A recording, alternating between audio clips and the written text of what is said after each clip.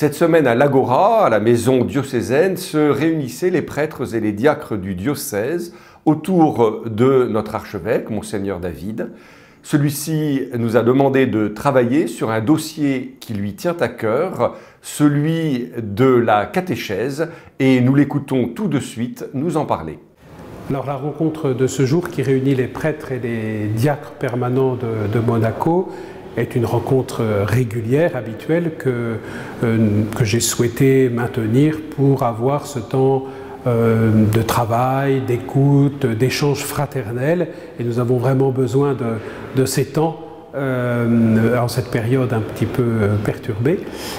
Donc voilà, c'est d'abord un temps de prière, un temps d'échange fraternel et de travail. Et cette fois-ci, j'ai souhaité connecter cette rencontre et notre réflexion avec le grand chantier de la catéchèse, la transmission de la foi et de l'évangélisation des enfants et des jeunes, que j'ai déjà ouvert il y a quelques semaines déjà, début décembre. Effectivement, prendre le temps d'échanger et d'interroger les prêtres et les diacres sur ce thème. Ils en sont responsables, je pense particulièrement aux aumôniers, aux curés qui sont les premiers responsables de la catéchèse dans leur paroisse, mais aussi à tous les ministres ordonnés qui, d'une manière ou d'une autre, portent cette responsabilité.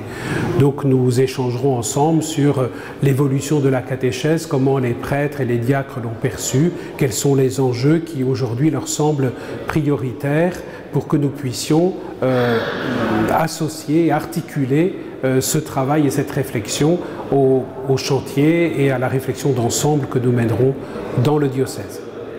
Ce matin, donc, avec les prêtres, nous avons une réflexion intéressante, prêtres et diacres, sur justement ces moyens d'annoncer Jésus-Christ aujourd'hui dans notre monde, avec nos outils, mais aussi avec la particularité d'un monde particulièrement sécularisé, et des enfants qui sont à la fois loin de la foi et en même temps finalement assez réceptifs, puisque de fait, ils n'ont pas du tout de pré-compréhension de cette même foi. Donc un challenge qui nous regarde tous, qui nous concerne tous, particulièrement les prêtres, mais aussi l'ensemble des baptisés. Moi, je pense qu'une chose très importante de nos jours, c'est de convaincre les adolescents surtout qu'une croyance en Dieu, dans le Dieu de Jésus-Christ, est rationnelle, importante et même existentielle.